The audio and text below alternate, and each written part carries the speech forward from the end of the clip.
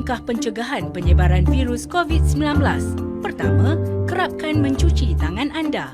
Kedua, elakkan menyentuh mata, mulut dan hidung anda. Ketiga, tutup mulut menggunakan tisu atau pelipat tangan. Keempat, hindari kawasan tumpuan ramai. Kelima, tinggal di rumah sekiranya tidak sihat. Keenam, sekiranya anda demam, batuk dan kesukaran bernafas, dapatkan nasihat awal perubatan melalui telefon sebelum mendapatkan rawatan susulan. Ketujuh, sentiasa peka kepada maklumat terkini daripada WHO.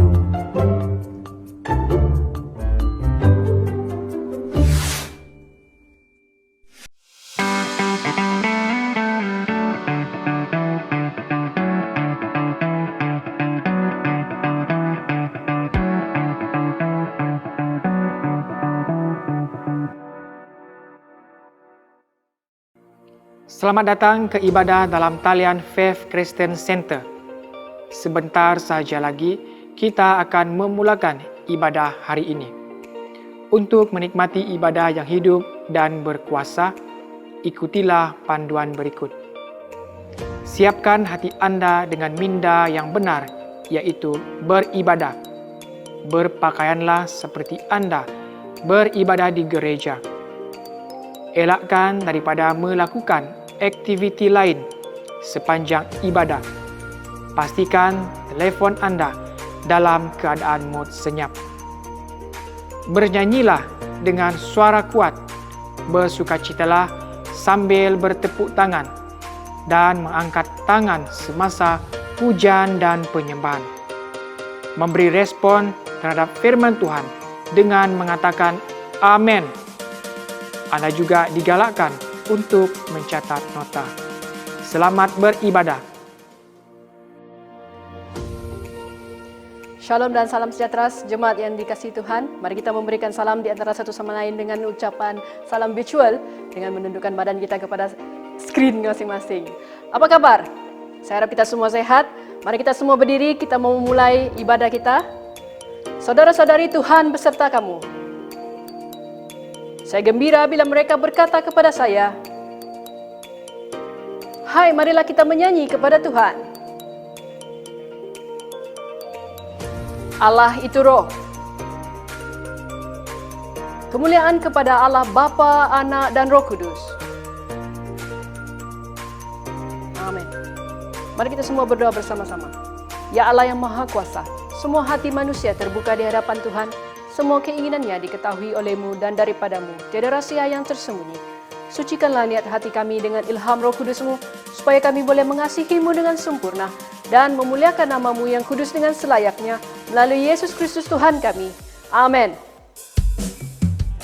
Haleluya, kami mau sembah puji nama-Mu Tuhan. Kau yang layak, layak, layak disembah. Kami mau bersorak-sorai bagi nama-Mu Tuhan. Haleluya.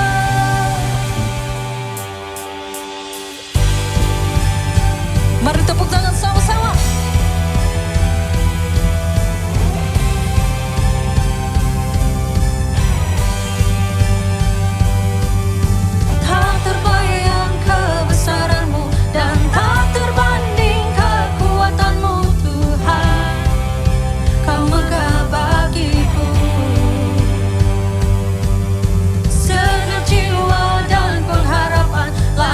Serahkan untuk rencana-Mu Tuhan.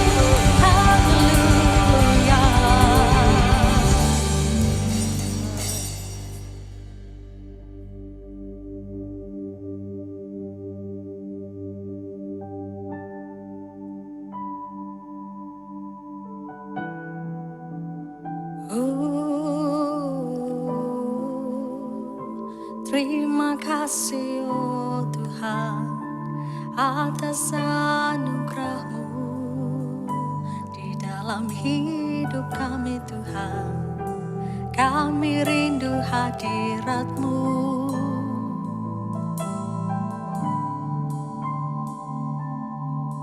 Hatiku menyembah-Mu, jiwaku merindukan Yesus.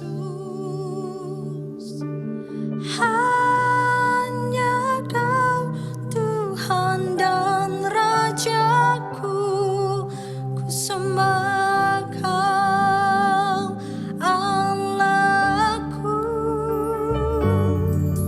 Ku rindu melayani-Mu,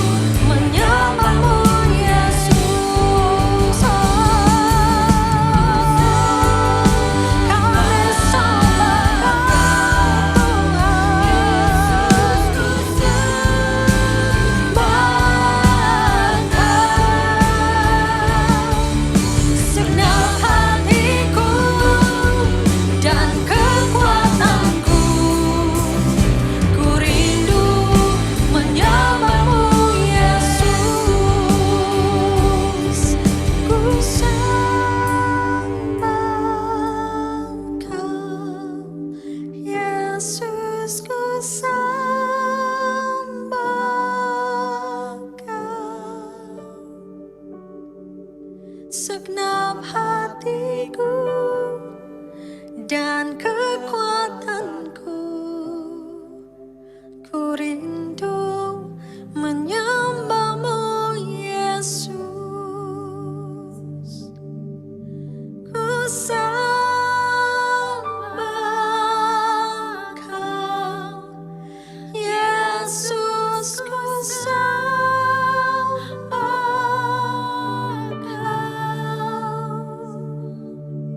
segenap hatiku dan kekuatanku. Ku rindu menyembahmu, Yesus.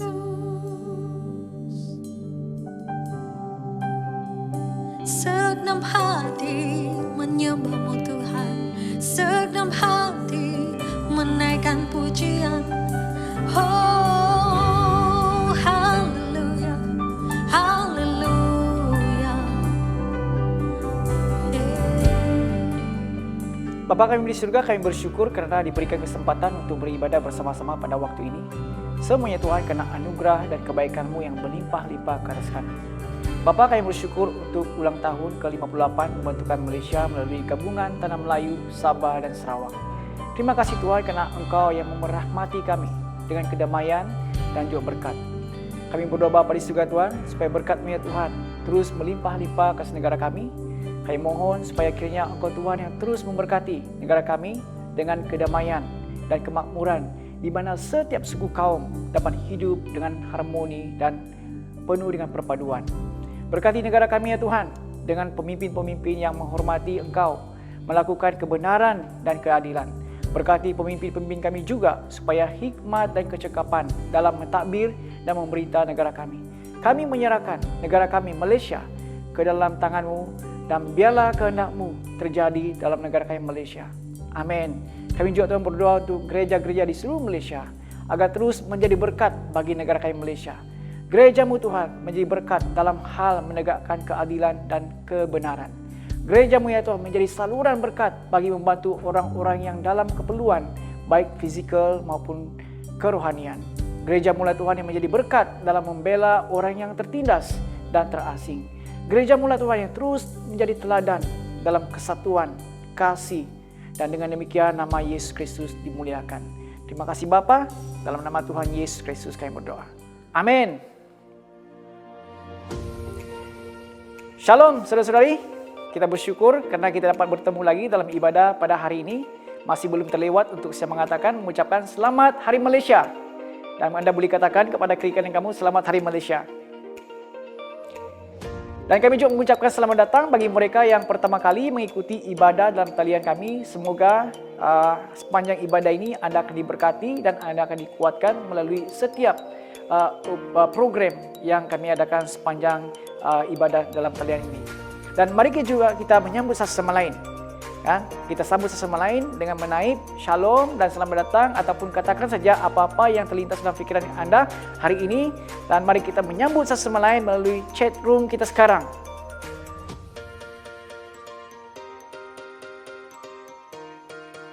Puji Tuhan, haleluya, haleluya.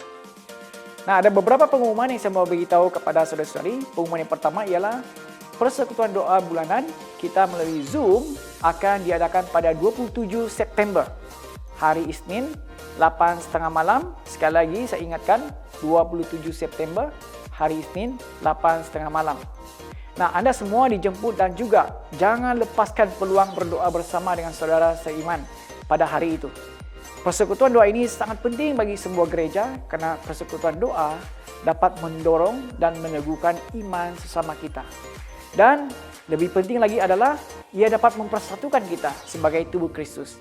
Dan apabila kita berdoa bersama nanti, kita dapat membangun kasih dan keprihatinan sesama kita, dan kita bergerak bersama melakukan misi yang telah diberikan oleh Tuhan kepada kita. Amin. Jadi mari kita berdoa bersama. Tandakan dalam kalender Anda bahwa 27 Desember adalah tarikh yang penting bagi Anda. Amin. Mari kita berdoa bersama-sama pada 27 hari bulan September sebagai satu tubuh dalam Yesus Kristus. Jumpa Anda pada hari itu. Dan pengumuman yang kedua ialah tentang Gemah. Kan Gemah ya, ataupun kita panggil sebagai generasi membaca Alkitab. Kitaran yang ke-8 yang kita mulakan pada 12 April yang lalu akan selesai, akan berakhir pada minggu depan, 22 September. Dan jadi kita punya target ialah bermula pada 12 April hari itu kita mulakan membaca Alkitab. Setiap hari kita baca 7 pasal. Dan pada 22 September ini kita akan selesai membaca keseluruhan Alkitab. Saya mengucapkan tahniah kepada anda yang masih lagi dalam laluan untuk pembacaan setiap hari dan masih lagi dalam jadual. Dan bagi anda yang selesai menghabiskannya pada 22 September ini, anda sudah melakukan yang terbaik. Amin. Amin. Saya percaya anda diberkati. Haleluya. Nah, kita sudah selesai untuk kitaran ke-8, maka kita akan mulakan lagi untuk kitaran ke-9. Ini bermaksud saudara-saudari kita sudah 9 kali. Kalau kita tetap membaca Alkitab, kita menghabiskan setiap kitaran, maka kita sudah berjaya menghabiskan membaca keseluruhan Alkitab sebanyak 9 kali. Nah, Gemah kitaran yang ke-9 akan bermula pada 4 Oktober nanti. Kita akan berehat beberapa minggu, kemudian kita akan mulakan pembacaan Alkitab Gemah pada 4 Oktober. Jadi siapkan hati anda menetapkan dalam pikiran anda, saya mau mengikuti Gemah ini sepanjang pembacaan akan datang, sepanjang kitaran akan datang. Oke? Nah, saudara-saudari, ini adalah waktunya untuk kita membawa persembahan dan persepuluhan kita kepada Tuhan sebagai ibadah kita. Dalam Lukas pasal 12 ayat 32 hingga 34, Yesus berkata, "Janganlah takut, hai kawanan kecil, karena Bapamu berkenan hendak memberikan kerajaannya kepadamu. Jualah hartamu dan berikanlah uang itu kepada orang miskin. Sediakanlah bagi dirimu dompet yang tidak akan usang dan simpanlah kekayaanmu di surga yang tidak dapat dimasuki oleh pencuri atau dirosakkan oleh gegat." Ayat 34. "Karena di mana hartamu terkumpul, disitulah hatimu tertumpu." Karena di mana hartamu terkumpul, disitulah hatimu tertumpu. Nah, saudara-saudari, di mana hatimu saat ini? Ketika anda mengikuti ibadah hari ini, di mana hatimu? Apakah tertumpu kepada hartamu? Atau apakah mungkin tertumpu kepada kekurangan ataupun keterbatasan saudara-saudari? Jadi saya mendorong anda supaya menempatkan hati saudara-saudari di tempat yang benar, yaitu memberikan uang kita ke tempat yang kekal, melabur dalam kerajaan surga dengan memberikan persembahan kita kepada Tuhan yang hidup. Nah, pemberian kita kepada Tuhan adalah harta yang tidak akan diambil dari kita dan tidak juga akan dirasakan oleh apapun. Mari kita memberi persembahan kita kepada Tuhan. Mari kita menyalurkan persembahan kita ke nomor akaun yang sudah tertera di screen Anda hari ini. Mari kita memberi.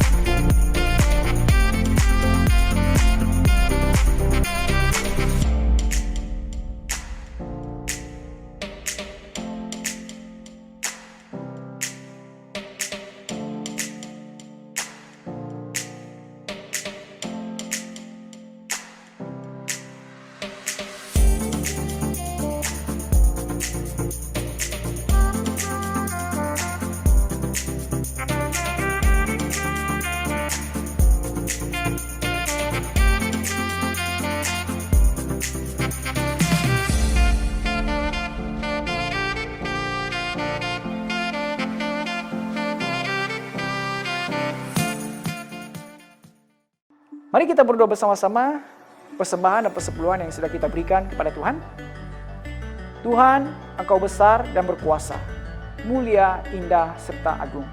Segala yang di langit dan di bumi ialah milik-Mu. Segala sesuatu adalah pemberian daripadamu. Kami ini hanya memulangkan kepadamu apa yang sememangnya milik-Mu. Amin. Silakan duduk saudara-saudari.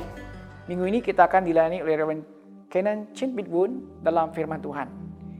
Kenan Pitwood merupakan rektor bagi Gereja Good Samaritan, Kota Kinabalu. Jadi ini adalah kesempatan bagi setiap kita mendengar message yang dikhususkan bagi Faith Christian Center daripada Kenan Chin Pitwood. Jadi sebelum kita mendengar khotbahnya, mari kita siapkan hati kita dengan mendengarkan pembacaan Alkitab. Pembacaan firman Tuhan diambil daripada Roma pasal 15 ayat 14 hingga 22. Roma 15 ayat 14. Sekarang aku yakin tentangmu, saudara-saudaraku, bahwa kamu juga penuh dengan kebaikan dan pengetahuan serta dapat saling menasihati. Namun begitu, saudara-saudaraku, aku telah menulis kepadamu dengan lebih tegas tentang hal-hal tertentu karena kasih karunia yang telah dirahmati Allah kepadaku, untuk menjadikan aku hamba Kristus Yesus bagi bangsa-bangsa lain dalam pelayanan pemberitaan Injil Allah, supaya persembahan bangsa-bangsa lain itu diterima Allah, disucikan oleh Roh Kudus. Dengan demikian aku dapat berbangga dalam Kristus Yesus tentang hal-hal berkaitan Allah. Aku tidak akan berani bercakap tentang sesuatu selain yang telah dilakukan oleh Kristus melaluiku dengan kata-kata dan perbuatan untuk menjadikan bangsa-bangsa lain itu taat. Dalam bentuk tanda dan keajaiban besar dengan kuasa Roh Allah dari Yerusalem dan sekitarnya sampai ke Illyricum, aku telah mengkabarkan Injil Kristus dengan sepenuhnya. Aku ingin mengkabarkan Injil ini ke tempat-tempat nama Kristus belum disebut orang. Dengan demikian, aku tidak membina di atas tapak yang telah diletakkan oleh orang lain. Sebagaimana yang telah tersurat, mereka yang belum pernah mendapat kabar tentangnya akan melihat, dan mereka yang belum pernah mendengar akan mengerti. Itulah sebabnya selalu sahaja tergendala hasratku hendak mengunjungimu. Demikianlah firman Tuhan.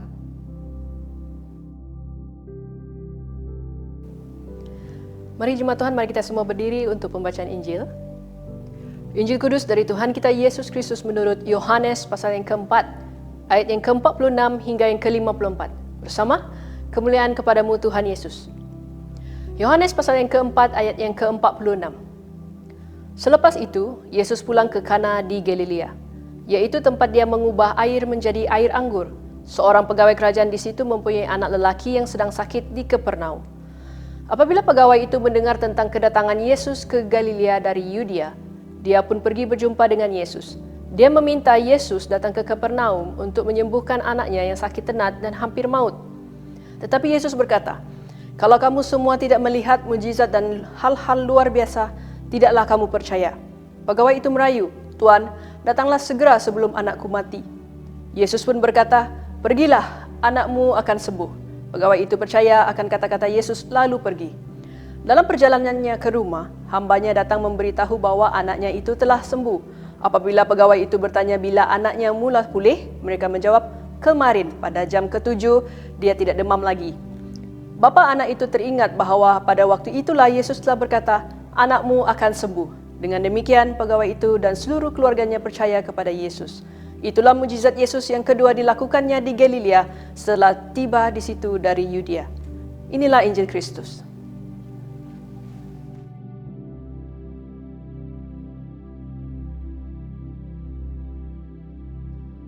Mari kita berdoa. Bapa kami di surga, kami ucap syukur atas berkat-Mu daripada firman Tuhan yang telah kami baca tadi bersama-sama. Yang sekarang Tuhan, kami meminta daripada Roh Kudus-Mu akan memberi pemahaman kepada kami, untuk kami bukan saja tahu, mengetahui, tapi dapat menerima, dan juga iman yang Engkau berikan kami dapat mempraktikkan dalam kehidupan kami. Serahkan semua ini Tuhan, biar sekarang kami hujan ataupun dengan keluarga, di mana siap kami berada, kumpulkan kami dalam Roh-Mu, supaya kami dapat fokus dan bersama-sama untuk mendengar, menerima, dan juga mempraktikkan firman-Mu. Dalam nama Tuhan Yesus kami berdoa. Amin. Amin. Saya percaya dalam 1,5 tahun ini yang telah ngam-ngam orang bilang ya, kemarin adalah tepat 1,5 tahun sejak negara bermulanya MCO pada tahun lalu, pada tanggal 18 bulan 3 ataupun Mac. Jadi saya percaya dalam sepanjang 1,5 tahun ini, anda pasti banyak telah mendengar khotbah-khotbah ataupun renungan, seminar ataupun apapun pendorongan, gerakan dan sebagainya tentang harapan yang kita harus ada, jangan putus asa, adanya terang di hujung tunnel ini, ataupun apapun ya, Tuhan akan menyinari bahwa kegelapan ini akan dihapuskan. Kita pasti akan melewati COVID-19 ni dengan bantuan Tuhan, dan Tuhan akan memihak pelbagailah. Kita mendengar kadang kita sudah begitu padat ya, mendengar kata-kata yang begitu. Apalagi saya percaya juga kita benar dengar khotbah-khotbah yang berbicara tentang iman ya. Iman itu, iman seperti satu biji yang dapat mengakhirkan gunung, dan juga iman yang bergerak, iman yang positif, iman yang dapat bertumbuh, iman yang terus yang boleh menyenangkan Tuhan dan sebagainya. Jadi hari ini saya mau teruskan itu. Saya harap kamu tidak akan tutup ya. Cakap iman lagi. Saya berharap hari ini akan menjadi satu khotbah yang berbeza kepada kamu, di mana kita akan berbicara tentang iman apa.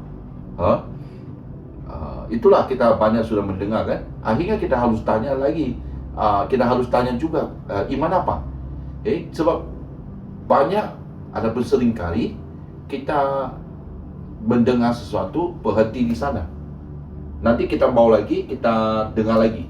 Nanti kita mau lagi, kita mau dengar lagi. Kalau kita telah memiliki khususnya iman satu kali, kita harus tahu tiap-tiap kali iman yang sama yang kita peroleh daripada Tuhan, itu adalah iman yang dapat membawakan kemenangan ataupun menyelesaikan masalah ataupun menyenangkan Tuhan. Jadi hari ini kita akan ambil daripada Injil pasal 4 ayat 46 hingga 54 yang telah dibacakan tadi. Iman apa? Ini adalah tentang satu cerita yang merangkupi tentang satu putaran Kana. Sebab Yesus telah mulakan mukjizat yang pertama, tanda yang pertama di Kana, yang di mana dia tukar air menjadi anggur ya. Lepas tu dia turun, ataupun ya Alkitab katakan dia naik ke Jerusalem. Sebenarnya kalau peta, melihat peta, dia turun ke Yerusalem. Dia menyucikan, mengkuduskan bait Allah, sebab mereka jual beli di sana. Lepas tu Nikodemus datang bertemu dengan dia, bersoalkan tentang kerajaan Tuhan, di mana Yesus katakan harus dilahirkan kembali dalam Roh Kudus, dan juga lepas tu dia kembali dalam perjalanan, dia kembali ke Kana. Dia bertemu dengan perempuan Samaria, yang di mana di sana dia mengajar dia dan meletakkan satu penyembahan yang baru, itunya menyembah Tuhan dalam roh dan kebenaran. Bukannya Bukit Gerizim, yang itu nenek moyang orang Samaria bilang kita harus beribadah di sana, ataupun Gunung Zion, yaitu Yerusalem, di mana orang Yahudi yang katakan mau beribadah di sana. Tapi Yesus bilang sekarang kita boleh menyembah Tuhan dalam roh dan kebenaran. Dan lepas tu dia kembali dan sampainya di Kana, yang pelakunya tanda yang kedua, itunya menyembuhkan anak kepada pengawai ini. Jadi kita boleh lihat di sini apa yang berlaku adalah satu pembaruan, norma baru. Apa yang baru di sini? Pertama, satu anggur yang baru. Ini era baru di dalam Yesus, yang dia memulakan pelayanannya. Kedua adalah bayi Allah yang baru. Itunya kita melihat bahwa dia merujuk kepada badannya, tubuhnya, Tuhan Yesus. Ketiga adalah satu kelahiran yang baru, dilahir kembali melalui Roh Kudus. Keempat, satu penyembahan yang baru di dalam roh dan kebenaran. Dan kelima adalah orang yang baru, bangsa yang baru, itunya orang asing. Jadi itulah sebab di Galilea ada dipanggil Galilea untuk orang asing. Galilea ke Kudrim itu adalah penuh dan juga pelayanan Yesus di sana untuk melayani orang-orang asing di sana. Jadi kita akan ambil daripada ini pertemuan antara pengawal istana dengan Yesus. Nah, pengawal istana ini kita tidak tahu apakah latar belakangnya, tapi pastinya dia tu pekerja kerajaan lah kan, pengawal istana. Dia ada pangkat yang tinggi dan dia pastinya dia ada satu posisi yang sentiasa dihormati oleh orang. Nah, pengawal istana ini datang daripada Kapernaum. Kapernaum itu adalah kira-kira 32 km dari Kana. Jadi dia dengar Yesus telah sampai di sana, dia datang untuk minta tolong sama Yesus supaya dapat menyembuhkan anaknya yang hampir mati. Itu adalah latar belakangnya.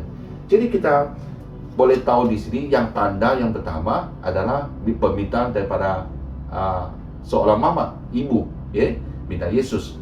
Yang kedua adalah seorang bapa yang minta Yesus untuk menyembuhkan anaknya. Jadi kita mau belajar iman apa yang harusnya kita ada melalui cerita ini. Pertama, kita harus tanya dulu, adakah itu Kristus ataupun Kristus? Ya. Di ayat 46, maka Yesus kembali lagi ke Kana di Galilea, di mana dia membuat air menjadi anggur, dan di Kapernaum ada seorang pengawal istana, anaknya sedang sakit. Ketika dia mendengar bahwa Yesus telah datang dari Yudea ke Galilea, pergilah dia kepadanya lalu meminta supaya dia datang dan menyembuhkan anaknya, sebab anaknya itu hampir mati. Seorang pengawal istana, saya percaya tugasnya sangat penting, dan dia sudi dan rela merendahkan diri untuk pergi cari Yesus. Dia boleh suruh ataupun melalui orang-orang yang berkenan memanggil Yesus datang ke Kapernaum. Tapi jauh-jauh dia datang 32 km tu adalah dia naik kuda kah, naik kereta kuda kah, ataupun jalan kaki jauh. Untuk apa? Sebab dia ada satu krisis. Krisisnya tentang anak ini. Bapa anak yang dia ada, kita pun tidak tahu. Tapi pastinya dia krisis ini sangat besar. Orang yang menjadi pengawal istana pasti dia telah banyak pengalaman untuk melihat macam mana ini berlaku, ada masalah berlaku, mungkin ada peperangan dan sebagainya. Dia seorang yang telah orang bilang sudah biasa, sudah mantap di masyarakat ini. Tapi heran kali ini dia sudi datang untuk mencari Yesus yang memang bukan bangsanya. Ya, itulah saya percaya waktu kita ada krisis dalam kehidupan, kita akan datang cari Yesus. Betulkah salah? Boleh, confirm. Itu boleh, itu betul. Kita sepatutnya buat begitu. Dulu saya sebelum jadi Kristen, kami ada satu pepatah berkata, itu peribahasa lah orang Cina. Untuk 临时抱佛脚, kalau ada masalah kita pergi memegang kakinya Buddha begitu, minta tolong lah. Saya rasa hari ini sama juga. Waktu kita ada peperiksaan, kita datang cari Tuhan. Kita ada masalah pekerjaan, kita datang dari Tuhan. Tak dapat pekerjaan, kita datang dari Tuhan. Waktu kita sakit, kita datang cari Tuhan. Waktu kita ada masalah di keluarga, kita datang cari Tuhan. Waktu kita masalah bisnes, perniagaan, kita datang cari Tuhan. Apa saja krisis yang ada, termasuk kita waktu ada pelayanan, masalah pelayanan, kita cari Tuhan. Waktu dah ada krisis, Tuhan tu macam di pangku simpanan begitu. Kau duduk saya, nanti ada masalah, perlu saya cari kamu. Adakah itu? Boleh, boleh, tak salah. Tapi kita boleh menjadikan dia lebih baik. Jangan kita hanya cari Tuhan hanya berdasarkan ada krisis. Ia, kau lihat, sebab dia datang minta itu perkataan asal dia terus meminta, beseeching. Maksudnya dia terus doa sampai dia mau dapat lah. Kenapa? Krisisnya itu. Ya. Jadi kita kadang-kadang lihat sebab krisis yang membawa kita ke dalam Tuhan itu memang sesuatu yang baik. Seperti sekarang lah, pandemik ini.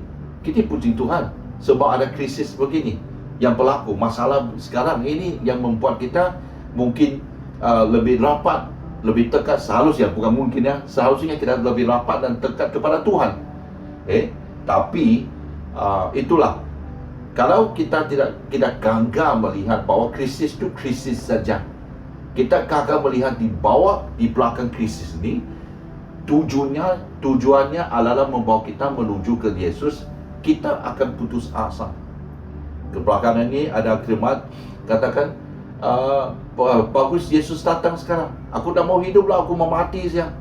Ini rasa-rasa mau bunuh diri makin bertambah sudah di dalam masyarakat ini.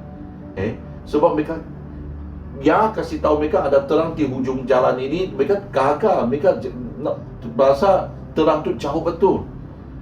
Baru hari ini saya jumpa satu kawan, dia bilang, kau ni kan Reverend kan, berdoalah. Aku akan berdoa supaya Tuhan melindungi, Tuhan boleh ambil, menghapuskan COVID-19 ini. Tapi dia tidak, kau berdoa supaya Yesus kamu tu datang awal sikit. Kalau Yesus kamu datang awal, selesai. Kita selesai, apa yang sengsara sudah. Inilah perasaan orang. Kalau kita gagal melihat krisis itu adalah untuk menuju kepada Kristus, kita akan putus asa. Jadi kita boleh lihat di apa yang terjadi di Matius pasal 23. Antara muridnya yang menghadapi satu krisis yang datang tiba-tiba.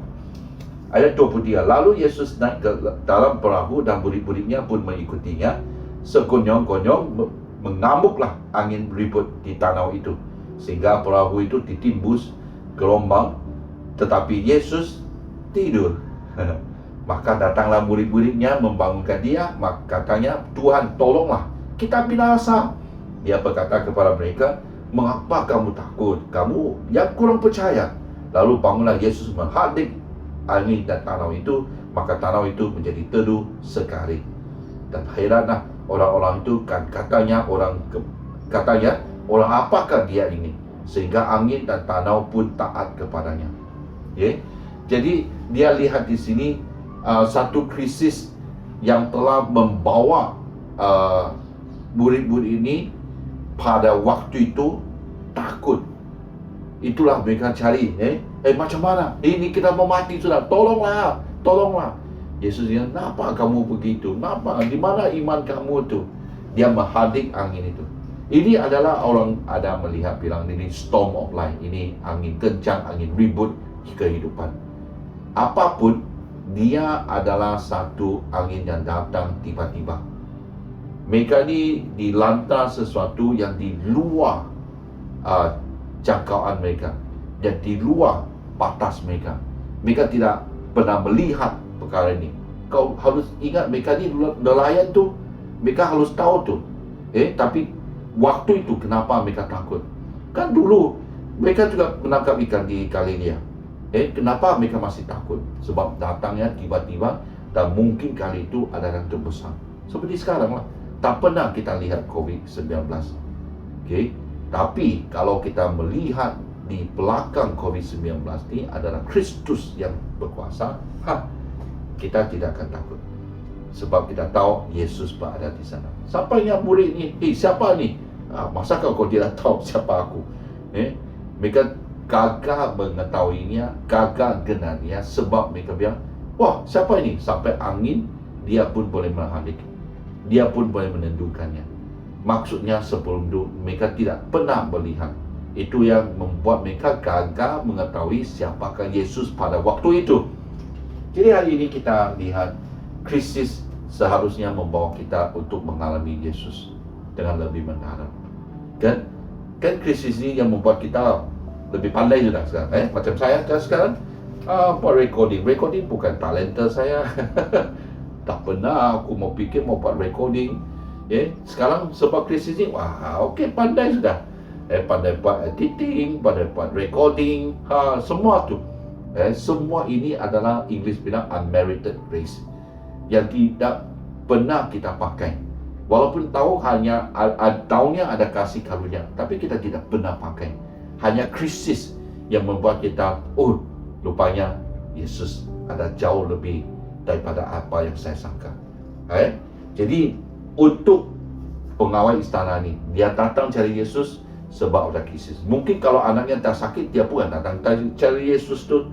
Tapi puji Tuhan, sebab krisis tu dia datang mencari Yesus. Amin. Ya. Nah, kedua, apa yang terjadi adalah kita melihat antara iman ini adalah dia keyakinan atau Kristus. Keyakinan ini datang sebab di ayat 48, maka kata Yesus kepada, jika kamu tidak melihat tanda dan mukjizat, kamu tidak percaya. Maksudnya, kalau kamu tidak dengar saya jadikan air menjadi anggur, kamu mungkin tidak akan datang tu. Tapi pengawal istana itu berkata kepadanya, Tuhan, datanglah sebelum anakku mati. Datang mana? Datang ke Kapernaum. Maksudnya, kau tahu tu Kapernaum berapa jauh daripada Kana? Kalau kamu tahu di kota Kinabalu ya, adalah jaraknya di antara Osen, Katedral Osen ke Tualan. Begitu jauh lah. Jadi orang yang datang, pengawal istana ini, dia datang kepada Yesus dengan keyakinannya sendiri. Keyakinan itu adalah datang daripada, ini orang dapat tukarkan air kepada anggur, inilah yang dia boleh lakukan. Jadi dari keyakinan itu telah membuat dia berhenti, imannya berhenti di sana, di mana dia hanya percaya Yesus akan menyembuhkan anaknya. Di mana? Di rumah, bukan di sana. Yesus, kau harus datang ke rumahku. Keyakinan itu sentiasa kita buat terhadap Yesus. Sebab itu yang kita tahu kan, pernah dia buat itu. Nah, inilah Yesus, bolehkah kau buat begitu? Kita tidak melihat bahwa kalau di dalam Kristus tidak ada besar dan kecil. Keyakinan ada besar dan kecil. Kalau kita datang dengan keyakinan yang kecil, kita akan meminta Yesus untuk perkara yang kecil. Kalau kita datang dengan keyakinan besar, kita minta sama Yesus dengan perkara yang dengan iman yang besar. Jadi itulah Yesus katakan, aku tidak. Yesus mau dia melihat bukan sebab apa yang dia tahu, tapi adalah mengetahui bahwa siapa yang buat itu adalah Yesus sendiri, yang tidak ada besar dan kecil. Siapa di dalam Yesus tidak ada besar kecil tu. Dia tidak akan terpengaruh sebab keyakinan. So Yesus tidak perlu ada keyakinan. Yesus adalah Maha Kuasa. Apa saja, tidak ada yang mustahil kan? Tapi kalau kita datang dengan Yesus, kepada Yesus dengan keyakinan sendiri, itu akan mencerdaskan apa yang dan bagaimana dan bila kita minta sama dengan Tuhan Yesus. Amin. Ya. So ada seorang yang datang Kapernaum juga. Saya rasa mungkin juga mereka tahulah adalah sebab dia ini perwira. Di Matius pasal 8 ayat 5. Ketika Yesus masuk ke Kapernaum, datanglah seorang perwira mendapatkan dia dan memohon kepadanya. Tuan, hambaku terbaring di rumah kerana sakit lumpuh dan dia sangat menderita. Yesus berkata kepadanya, aku akan datang menyembuhkan dia. Tetapi jawab perwira itu kepadanya, Tuan, aku tidak layak menerima Tuhan di dalam rumahku. Katakan saja sepatah perkataan, maka hambaku itu akan sembuh. Sebab aku sendiri seorang bawahan, yang di bawahku ada para prajurit. Jika aku berkata kepada seorang prajurit itu pergi, maka dia pergi. Kepada seorang lagi datang, dia dah datang. Adapun kepada hambaku, kerjakan ini, maka dia mengerjakannya itu.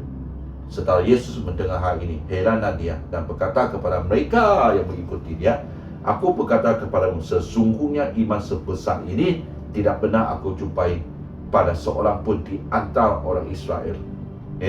Luar biasa. Ini bermaksud ya, bahwa iman itu ada bezanya, besar dan kecil. Dan dia lihat orang ini, kenapa dia ada iman yang begitu? Sebab dia tahu siapakah Tuhan Yesus. Bagi seorang perwira, Adakah saya mau seorang tu, saya datang, saya harus diminta dengan orang tu dan datang. Kalau dia perwira yang berkuasa, dia boleh pindah. Tangkap, suruh Yesus ini datang. Kalau dia mau datang, tangkap dia. Suruh dia datang sembuhkan anakku, hambaku. Ya, dia boleh buat begitu, tapi dia tahu. Dia datang bukannya sebab keyakinan yang dia ada. Dia datang kepada Yesus sebab dia kenal siapakah Yesus. Itulah dia bilang, aku tidak layak. Yesus sudah offer, sudah menawar, aku pergilah. Dia bilang, tak perlu. Aku dia layak. Kau cakap saya. Yang sebelum itu pengawal istana apa yang dia buat? Kau datanglah. Jauh-jauh 32 km. Kau datang ke rumahku untuk sembuhkan anakku. Tapi ini jauh cakap sepadan perkataan, hambaku akan sembuh. Itu adalah iman di dalam Kristus. Amin. Okay?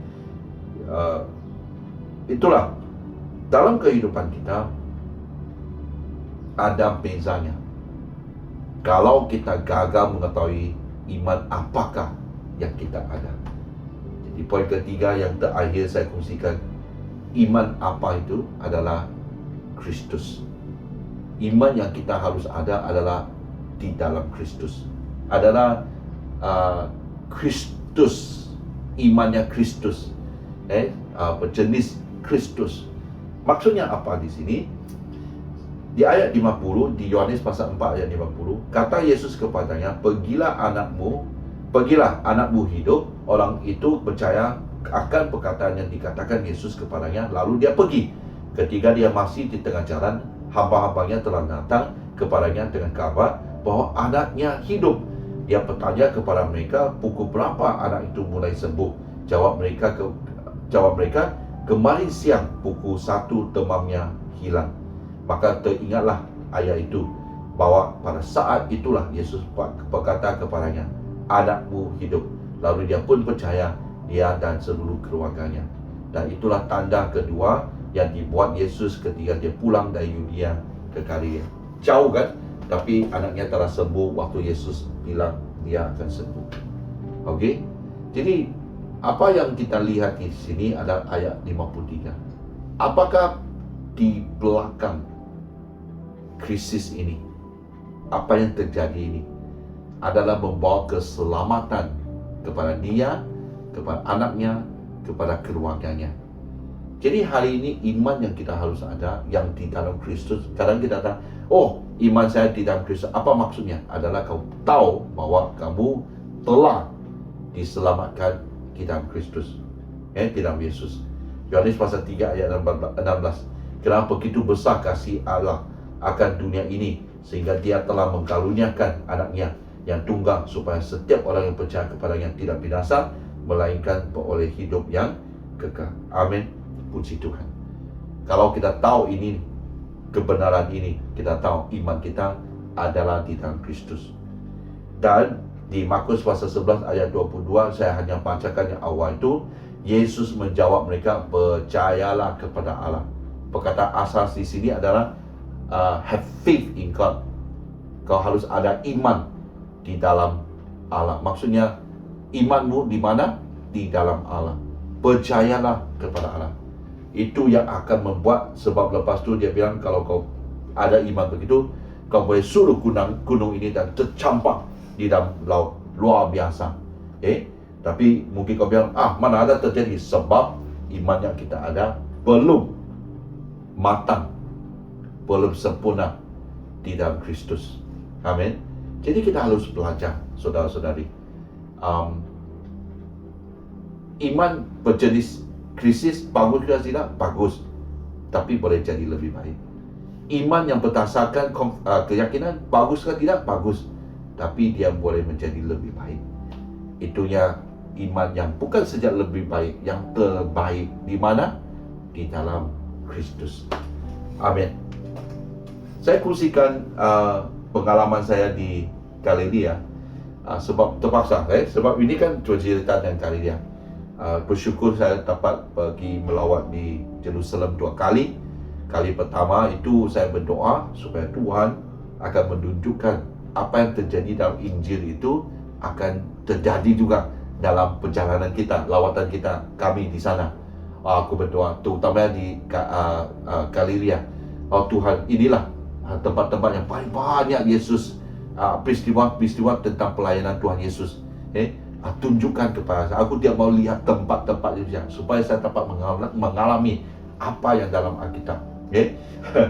Apa yang terjadi, kami diberikan peluang untuk naikkan boat di sana, di Laut Galilea, supaya kami ke sana untuk melanjung begitulah, merasakan itu orang bilang cruise di Laut Galilea ini. Jadi waktu pemula lihat di pada foto gambar ini, semua orang enjoy, happy dia. Ini kan Laut Galilea, wah luar biasa sampai ada orang cuba sentuh air itu dan sebagainya. Wah happy. Apalagi lebih mulanya kami disuruh nyanyikan negara ragu di sana. Bendera Malaysia berletak di sebelah bendera negara itu. Luar biasa. Jadi waktu itu kami nyanyikan lagu, kami ambil gambar, kami enjoy, ada selfie, ada gambar kumpulan dan sebagainya. Kalau lihat sejak foto yang seterusnya ini, lihat begitu teduh, begitu tenang Tasik Galilea ini. Tapi tiba-tiba itu ombak berlaku, angin kencang tiup, seperti di Matius pasal 8 tu. Tapi aku masih ketawa sebab waktu itu saya bilang, wah ini kalilah saya doa Tuhan jawab. Sebab itu angin kencang berlaku tiba-tiba seperti yang dikatakan itu. Angin itu melantang ke murid-murid waktu itu di Matius pasal 8. Tapi aku masih ketawa. Yang lain tu, wah dia sudah takut bang. Kalau lihat sejak yang video ni, ini yang saya ambil dari iPhone saya. Yang lain tu dah berani sudah. Tadi selfie semua, sekarang semua duduk rapat-rapat sudah. Ada yang pegang kayu tu. Sebab itu Captain bilang kalau angin makin kencang, dia akan menumbang balikkan boat kami. Wah, semua takut. Jadi dia pun sudah bilang, wah ini mau patah balik sudah sebab angin terlalu kencang sudah. Jadi waktu itu ada yang ketawa, ada yang risau, ada yang khawatir, ada yang bagus kami cepat-cepat balik ke jeti sana. Jadi inilah keadaannya. Tadi tenang kan? Sekarang kalau lihat itu ombak mulai bertambah kuat, bertambah besar sudah. Dan sementara itu seharusnya dalam keadaan kami hanya harapkan cepat-cepat balik ke jeti supaya itu kapal tidak terbalikkan bang. Tiba-tiba yang tour guide ini dia bilang, Pastor Godbang, dia kasih mic sama saya. Saya puji Tuhan, waktu pelayanan saya di Tarakan selama 5 tahun di Indonesia, tiap-tiap kali naik boat, tak semacam sekarang boleh naik kapal terbang. Dulu tu naik boat ke sana, naik ferry lah, tak tahu ferry ke boat ke. Tapi sentiasa ada waktunya, ya begitulah kuat ombaknya. Aku sudah, orang bilang well trained, latihan tu. Aku dapat berdiri dan khotbah. Aku khotbahkan Matius pasal 8. Itu tentang murid-murid itu. Aku khotbah, aku habis khotbah dan masih ombak tu, masih kencang, angin tu masih kencang, hujan bertambah kuat. Dan saya berdoa. Lepas doa kami menyanyi lagu How great thou art, how great thou art. Nyanyi-nyanyi tiba-tiba semua mulai menangis. Kenapa? Bukannya kami nampak jeti sebab tiba-tiba di depan macam video ini, dia di depan tu ada lubang buka bang. Itu burung turun dan keliling boat kami. Dan sini kurang jelas lah kau nampak tu ada tu lubang dia buka macam tu, lampunya terang tu Mr. Bean bang. Kami, wah aku rasa sekarang bulu roma aku pun naik juga. Waktu itu saya pikir, luar biasa. Sebab lepas kami habis lagu ini, angin dan hujan dan ombak menjadi teduh. Matilah dan tidak lagi ombak yang besar. Yalah, kalau lihat lagi yang gambar seterusnya, begitulah. Tapi lepas tu dia telah teduh. Dan waktu kami kembali ke jeti, tengok gambar ni, aku masih ketawa. Aku masih ketawa. Sebab saya rasakan sesuatu yang begitu benar, begitu nyata. Seperti yang di dalam Injil. Dan saya kasih tahu anggota-anggota dalam kumpulan tu, mereka bilang, oi, Reverend, macam mana kau boleh doa begitu? Lain kali kau doa, kasih tahu dulu supaya kami siap-siap dulu. Nanti kami mati macam mana? Aku bilang, oi, okey juga kalau mati di Laut Galilea. Okey juga bang, Tapi puji Tuhan, mereka pun rasa, memanglah, itu satu peristiwa yang paling mereka ingat dalam perjalanan ataupun lawatan di Jerusalem. Luar biasa. Dan waktu kembali ke hotel, keesokannya saya bangun di balkoni. Kalau lihat foto ini, itu pagi, gelap, macam mau hujan lagi. Tapi Tuhan tunjukkan sekali lagi di mana matahari itu menyinar dan dia membuka dan dia menolak dan menyinari seluruh tasik ataupun Laut Galilea ini. Kalau lihat dari terang di sini, yang foto seterusnya, terang itu telah mulai menolak dan menyinari tempat itu. Angin kencang, itu awan yang gelap, semuanya pelan-pelan hilang. Itu depan mataku. Dan lepas tu, inilah fotonya yang terakhir ini. Kau tengok dia mulai sudah menjadi terang. Saya rasakan, puji Tuhan, kalau hujan susah juga lawatannya. Tak boleh lawat ke banyak tempat sudah. Tempat saya cancel, tapi Tuhan menyinari tempat itu. Dan seterus tu ada satu pelangi. Kamu nampak pelangi ini, pelangi luar biasa. Pertama kali dalam hidup saya lihat pelangi yang menyentuh di atas lantai. Sampai di sana di depan mataku. Sikit lagi aku mau turun pergi cari, kan dulu tengok kartunnya. Ada itu harta karun itu. Kotak harta karun itu. Aku luar biasa. Tapi di sanalah Tuhan bilang, inilah janjiku, inilah kasihku. Saya merasakan satu kasih karunia yang baru, dan di mana Tuhan sekali lagi meneguhkan imanku untuk percaya bahwa Allah itu adalah Allah yang baik. Amin. Saya mau mendorong kita semua hari ini, percayalah kepada Tuhan. Iman kamu tidak harus berhenti di krisis ataupun yang keyakinan. Iman kamu adalah di dalam Allah. Percayalah kepada Allah. Apapun yang berlaku kepada hidupmu sekarang, jangan putus asa. Teruskan di sana. Itulah waktu saya balik, kalau saya ceritakan cerita ini kepada orang, ramai orang. Mana-mana ada peluang aku ceritakan peristiwa ini. Dan mereka tanya, jadi Reverend, kau yang meneduhkan angin tu kah? Kau yang berdoa yang mematikan angin tu kah? Itu bukan kerjaku, itu kerja Tuhan Yesus.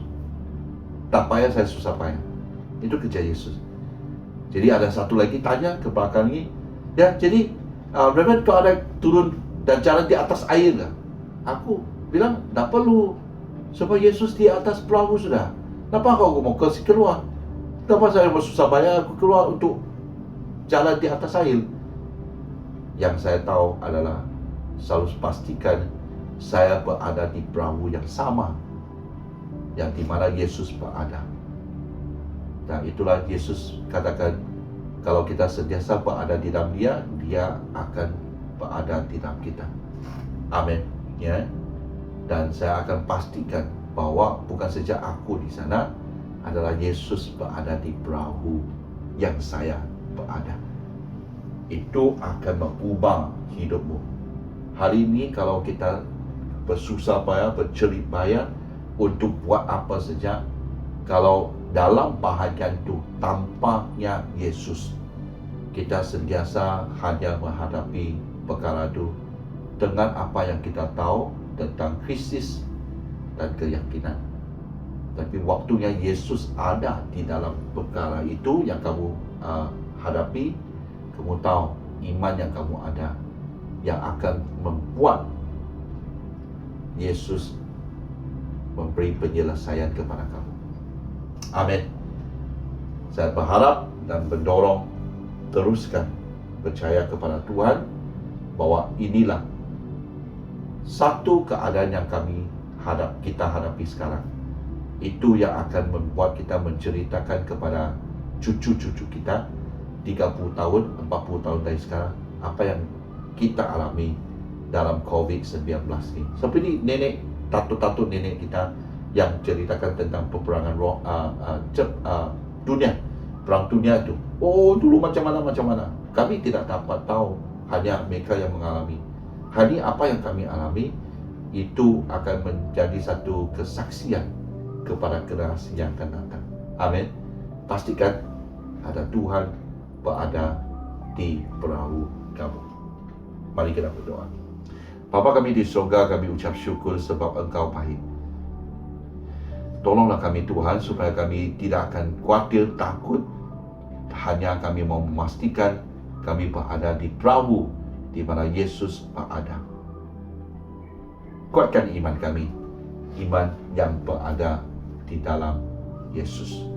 Dan serahkan semua ini Tuhan, berkati kami supaya kami mempraktikkan firman-Mu dan menjadikan hidup ini hidup yang berkelimpahan dengan berkat-Mu. Dalam nama Tuhan Yesus kami berdoa. Amin. Amin.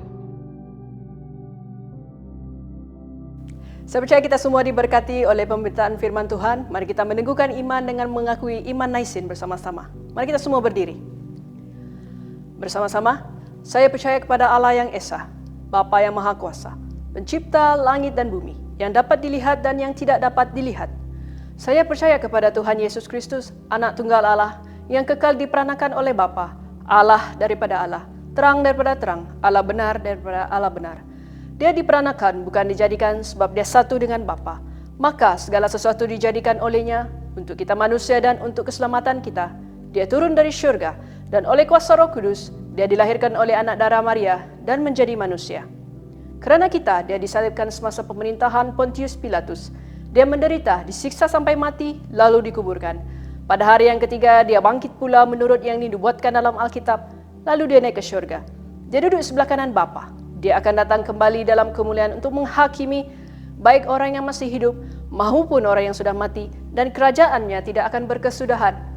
Saya percaya kepada Roh Kudus, yaitu Tuhan dan pemberi hidup, yang datang daripada Bapa dan Anak, serta dengan Bapa dan Anak dia disembah dan dipermuliakan.